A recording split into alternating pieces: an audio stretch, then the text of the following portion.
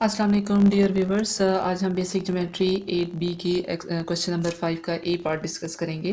जैसे कि आपके सामने फिगर शो हो रही है कि ए बी जो है वो सी डी के पैरेलल है और ए ई एंड ई सी जो है वो ट्रांसवर्सल लाइन है जो कि एक दूसरे को मीट कर रही हैं और यहाँ पे एंगल 92 डिग्री का एंगल बन रहा है। पॉइंट सी पे 128 डिग्री का एंगल है, जबकि पॉइंट ए पे ए डिग्री है जो कि हमने फाइंड आउट करना है। तो व्यूवर्स, जैसे कि मैं पहले क्वेश्चंस में बता चुकी हूँ कि जहाँ पे भी दो ट्रांसवर्सल लाइन आपस में मीट करती हैं वहाँ पे आप जो है एक इमेजिनरी जो है वो पैरेलल लाइन जो है वो ड्रॉ करेंगे। अब पैरेलल लाइन को डॉटेड फॉर्म में शो करने से 92 डिग्री एंगल जो है वो दो पार्ट्स में डिवाइड हो रहा है, जिसको हम एंगल एक्स और एंगल वाई डिग्री का नाम देंगे। तो हम ये सोल्यूशन में लिख सकते हैं। सोल्यूशन के लिए 92 degree is equal to X degree plus Y degree. कि 92 डिग्री एंगल जो है वो एक्स डिग्री और वाई डिग्री का सम है।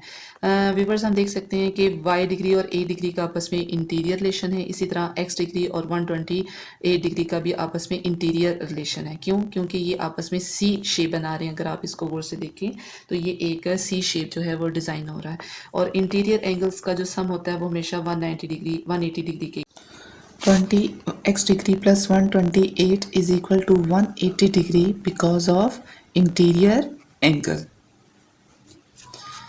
जी, अब हम x डिग्री की वैल्यू फाइंड आउट करेंगे। 180 degree minus 128 and we gate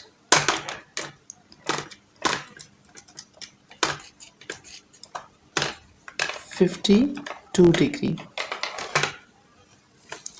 ji viewers, अब आप देख सकते हैं कि y डिग्री और a डिग्री अभी भी हमारे पास जो है वो y डिग्री की वैल्यू नहीं है, क्योंकि अगर y डिग्री की वैल्यू होगी तो हम a डिग्री की वैल्यू फाइंड आउट कर सकते हैं।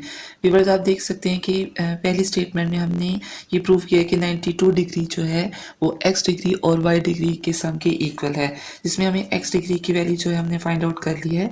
तो अब हम y डिग्री की वैल्यू फाइंड आउट करने के लिए इस पहले इक्वेशन में x डिग्री की वैल्यू सब्सटीट्यूट करेंगे और बैलेंसिंग मेथड अप्लाई करने के बाद y डिग्री की वैल्यू फाइंड आउट करेंगे।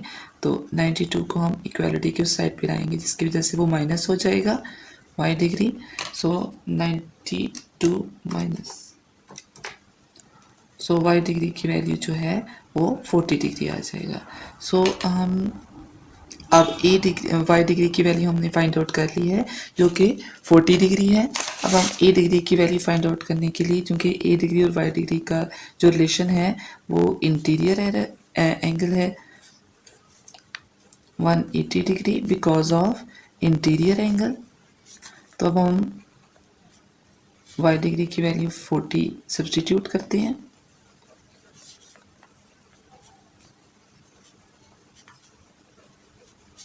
सो आंसर वी गेट 140 डिग्री। तो ये व्यूअर्स, आप देख सकते हैं कि हमने कितनी इजीली इस क्वेश्चन को फाइंड आउट कर लिया है।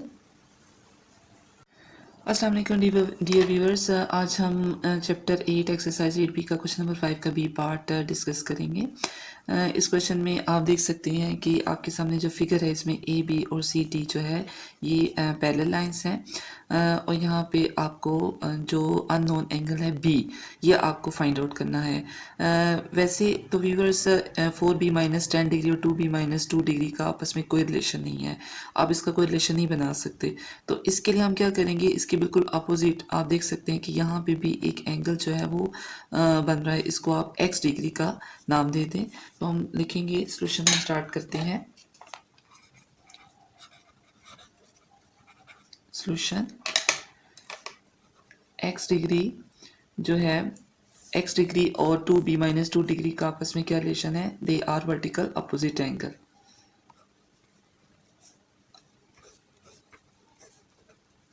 Vertical opposite angle.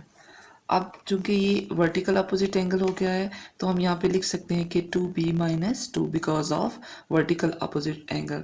तो व्यूवर्स, आप देख सकते हैं कि इन दो एंगल्स का, इसका और इसका आपस में क्या रिलेशन आ रहा है, इनका आपस में रिलेशन है इंटीरियर एंगल का, क्योंकि ये सी डिग्री जो है वो क्रिएट हो रहा है। तो हम कह सकते हैं कि 4B minus 10 plus 2B minus 2 degree is equal to 180 degree because of interior angle. ठीक हो गया। अब हम इसमें जो लाइक टर्म्स हैं उनको ऐड कर लेंगे, कांस्टेंट को कांस्टेंट में और वेरिएबल टर्म्स को वेरिएबल टर्म्स में ऐड कर लेते हैं। तो 4b plus 2b minus 10 minus 2 is equal to 180 degree. तो 6b minus 12 is equal to 180 degree. तो हम माइनस, अब जो कांस्टेंट वैल्यू है उसको हम इक्वलिटी की दूसरी साइड पे ले जाते हैं। 6b degree is equal to 180 plus 12 is equal to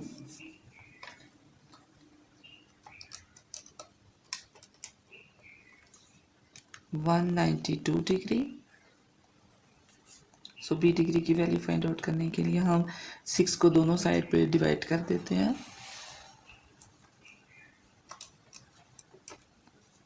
32 degree. तो व्यूवर्स इस तरह हम देख सकते हैं कि बी डिग्री की जो वैल्यू है हमने कैसे इजीली फाइंड आउट कर ली है। अस्सलाम वालेकुम डियर व्यूवर्स, आज हम बेसिक ज्योमेट्री एक्सरसाइज 8b का क्वेश्चन नंबर 5 का सी पार्ट डिस्कस करेंगे। इस क्वेश्चन में आप देख सकते हैं कि ए बी और सी डी आपस में पैरेलल लाइंस हैं। A E F and F D ये ट्रांसवर्सल लाइंस हैं। तो व्यूवर्स हम लोग स्टार्ट करते हैं। सबसे पहले हम लोग सी डिग्री, जैसे कि क्वेश्चन में ये मेंशन है कि आपने इस क्वेश्चन में सी डिग्री को फाइंड आउट करना है। तो चलिए हम सॉल्यूशन जो है वो अपना स्टार्ट करते हैं।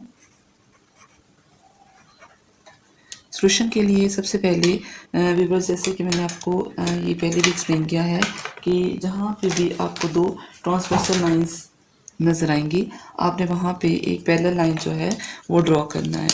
तो पैरेलल लाइन ड्रॉ करने के लिए सबसे पहले जो हमारी ट्रांसवर्सल लाइन है ई टू डी, ई एफ और ई डी जहाँ पे आपस में मीट करते हैं, वहाँ पे हम एक ट्रांसवर्सल लाइन जो है वो ड्रॉ करेंगे।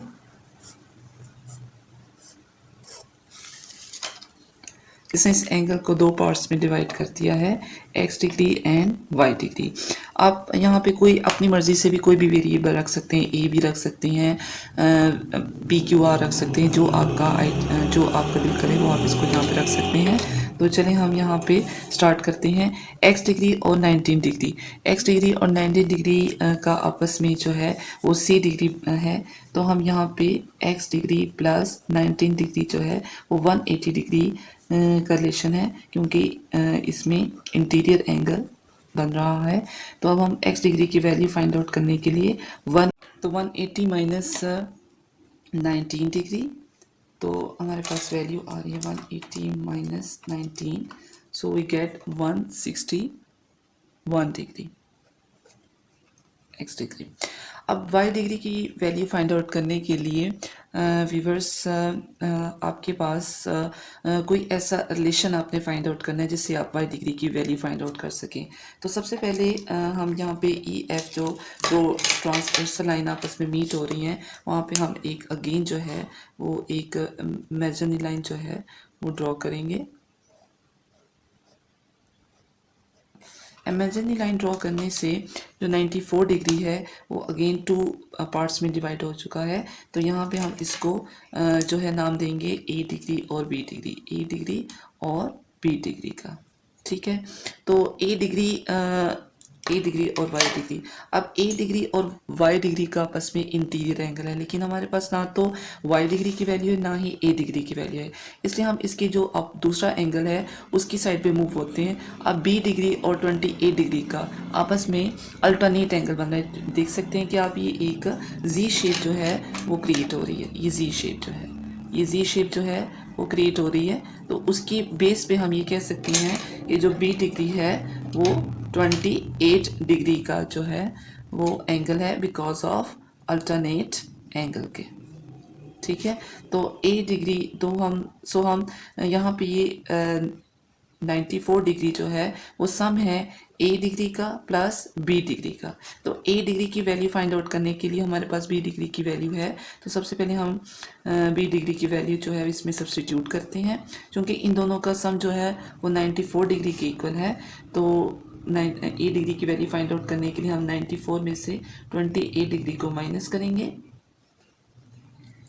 92 माइनस 28, तो ए डिग्री की वैल्यू जो है वो 64 डिग्री है। अब व्यूवर्स आपके पास ए डिग्री की वैल्यू आ चुकी है। ए डिग्री की वैल्यू फाइंड आउट होने के बाद अब हम इजीली जो है वो वाई डिग्री की वैल्यू फाइंड आउट कर सकते हैं, क्योंकि ए डिग्री और वाई डिग्री का आपस में जो रिलेशन है वो सी डिग्री, मतलब इसमें इंटीरियर एंगल का रिलेशन बन रहा है। तो हम ये कह सकते हैं कि A degree plus Y degree is equal to 180 degree because of interior angle के। तो अब ए डिग्री की वैल्यू जो है वो हमने फाइंड आउट कर ली है, जो कि है 64 degree plus Y degree is equal to 180 degree. तो Y degree is equal to 180 degree minus 64 degree. So answer we get 180 minus 116 degree. ये अब आपके पास वाई डिग्री की वैल्यू है।